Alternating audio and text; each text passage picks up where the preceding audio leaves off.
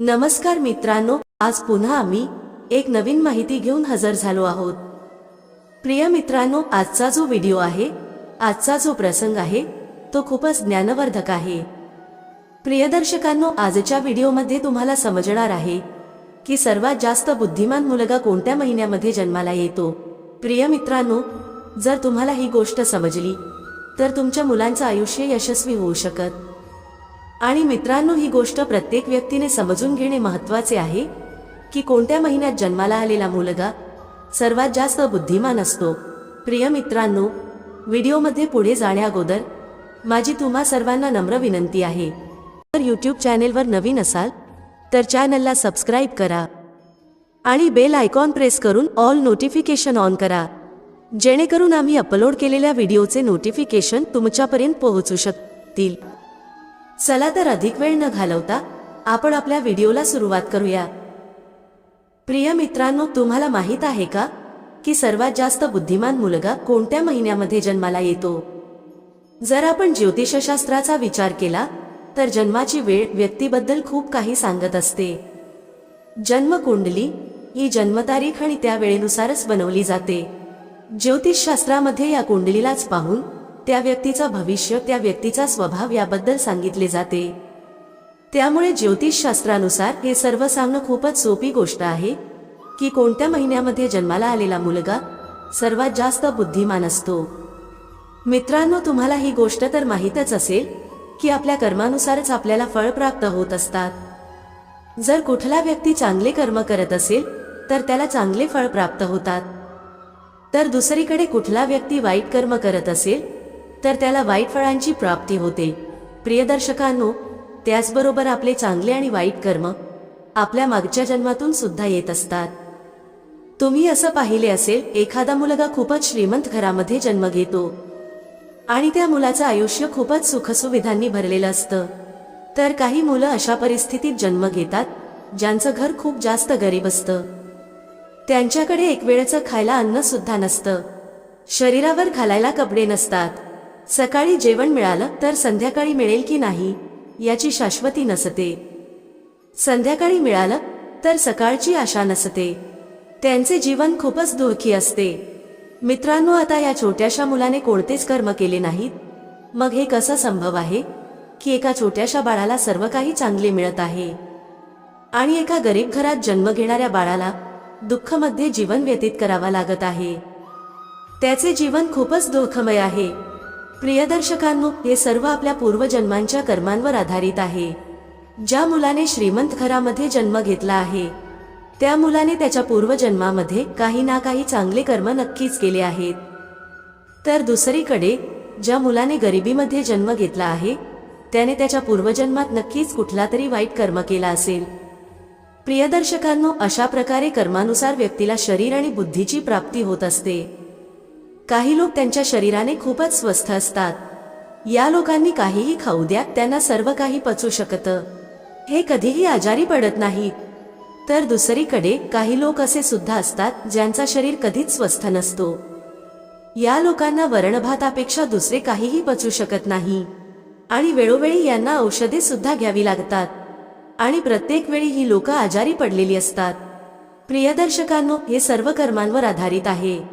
ज्या लोकांनी खूप जास्त पुण्य केलेले असतात अशा लोकांना एक स्वस्थ शरीर प्राप्त होतो आणि त्याच प्रकारे ज्या लोकांनी पाप केलेले असतात त्या लोकांना दुःखी रोगी शरीर प्राप्त होतो। अशी लोक नेहमीच कुठल्या ना कुठल्या आजाराने ग्रस्त झालेले असतात आणि याच आजाराच्या मार्फत ते त्यांच्या वाईट कृत्यांचे फळ भोगत असतात। प्रिय दर्शकांनो, त्याच प्रकारे ज्या व्यक्तींनी पुण्य केलेले असतात त्यांना चांगली बुद्धी प्राप्त होते, ज्या बुद्धीचा वापर करून ते त्यांचं आयुष्य आणखी सुखी बनवू शकतात। आणि त्याच प्रकारे ज्या लोकांनी पाप कर्म केलेले असतात अशा लोकांना मंदबुद्धी प्राप्त होते, ज्यामुळे हे लोक त्यांच्या आयुष्यात सुखाची प्राप्ती करू शकत नाहीत। वेगवेगळ्या संकटांचा अशा लोकांना नेहमीच सामना करावा लागत असतो। आता मी तुम्हाला सांगते की कोणत्या महिन्यात जन्माला आलेलं बाळ सर्वात जास्त बुद्धिमान असतो। मित्रांनो, जानेवारी आणि फेब्रुवारी महिन्यामध्ये जन्माला आलेला बाळ खूप जास्त बुद्धिमान असतं। जानेवारी आणि फेब्रुवारी महिन्यामध्ये जन्माला आलेल्या मुलांना स्वतःवर खूप जास्त विश्वास असतो, त्यांचा आत्मविश्वास प्रबळ असतो आणि लहानपणापासूनच ही मुलं त्यांच्या आयुष्याचे स्वतः मालक असतात आणि त्यांच्या आयुष्यात हे मुलं नवनवीन ध्येय गाठत असतात. अशा मुलांचे आई वडील खूप जास्त भाग्यवान असतात, कारण अशी मुलं त्यांच्या आई वडिलांचे नाव उज्ज्वल करत असतात. प्रिय दर्शकांनो, मार्च आणि एप्रिलमध्ये जन्माला आलेली मुलं खूपच रागीट स्वभावाची असतात.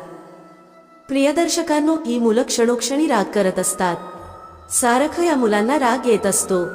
ही मुलं मी स्वतः श्रेष्ठ कसा आहे हे सिद्ध करण्याच्या मागे असतात. स्वतःचं भाग्य सुधारण्यासाठी ही मुलं दुसऱ्या कोणाचा नुकसान होत असेल तर त्याचा मुळीच विचार करत नाहीत. त्याचबरोबर या महिन्यात जन्माला आलेली मुलं खूपच जास्त शक्तिवान असतात. ही मुलं त्यांचे करिअर बनवण्यासाठी अन्यायाचा मार्ग निवडतात आणि या गोष्टीचा त्यांना पश्चाताप अजिबात नसतो. मे आणि जूनमध्ये जन्माला आलेली मुलं खूप जास्त भाग्यवान असतात. प्रिय दर्शकांनो, मे आणि जूनमध्ये जन्माला आलेल्या मुलांचा मन खूप जास्त निर्मळ असतो. सोबतच ही मुलं नेहमीच दुसऱ्यांना मदत करणं त्यांचे प्राथमिक कार्य समजतात. परंतु यांचं भाग्य त्यांची साथ देत नाही. या लोकांना नेहमीच लोकांच्या फसवणुकीचा सामना करावा लागतो. त्याचबरोबर व्यापारामध्ये या मुलांना खूप नुकसान सहन करावी लागते. ही मुलं स्वतःचं भविष्य स्वतः निश्चित करतात. मग त्यासाठी यांना धर्माच्या मार्गावर चालावं लागलं किंवा अधर्माच्या मार्गावर चालवा लागलं तरी सुद्धा चालतं. प्रिय दर्शकांनो, जुलै आणि ऑगस्ट महिन्यामध्ये जन्माला आलेली मुलं खूपच दयाळू स्वभावाची असतात. प्रिय दर्शकांनो, ही मुलं खूपच जास्त भाग्यवान आणि सरळ स्वभावाचे असतात. ही मुलं नेहमी इतरांना मदत करत असतात. त्याचबरोबर आई वडिलांची सेवा करताना कधीच मागे हटत नाहीत. या महिन्यांमध्ये जन्माला आलेली मुलं दुसऱ्यांच्या नजरेत नेहमीच महान बनण्याचा प्रयत्न करत असतात आणि या मुलांना या गोष्टींमध्ये यश सुद्धा प्राप्त होतो. सप्टेंबर आणि ऑक्टोबर महिन्यामध्ये जन्माला आलेली मुलं ही खूपच भाग्यवान असतात. ही मुलं देवावर भरोसा ठेवणारी असतात. देवाच्या भक्तीवर यांचा खूप जास्त विश्वास असतो. त्याचबरोबर देवाच्या भक्तीमध्ये हे जास्त वेळ घालवत असतात. ही मुलं त्यांचं भाग्य उज्ज्वल करण्यासाठी कोणत्याही प्रकारचं कटकारस्थान किंवा कोणताही अनुचित मार्ग स्वीकारत नाही. हे नेहमीच धर्माच्या मार्गावर चालत असतात. ही मुलं त्यांच्या मेहनतीने, त्यांच्या इमानदारीने त्यांच्या परिवाराला सक्षम बनवण्यास यशस्वी बनवतात. या लोकांच्या आयुष्यात खूप साऱ्या अडचणी येत असतात, परंतु हेच लोक या सर्व अडचणींवर मात करतात. त्याचबरोबर देवाची कृपा या लोकांवर सदैव असते. हे लोक खूप जास्त बुद्धिमान असतात. प्रिय दर्शकांनो, नोव्हेंबर आणि डिसेंबर महिन्यात जन्माला आलेली मुलं, या मुलांचे स्वतःचे विचार खूप चांगल्या प्रकारे विकसित झालेले असतात. या मुलांना दुसऱ्यांच्या भावना चांगल्या प्रकारे समजतात.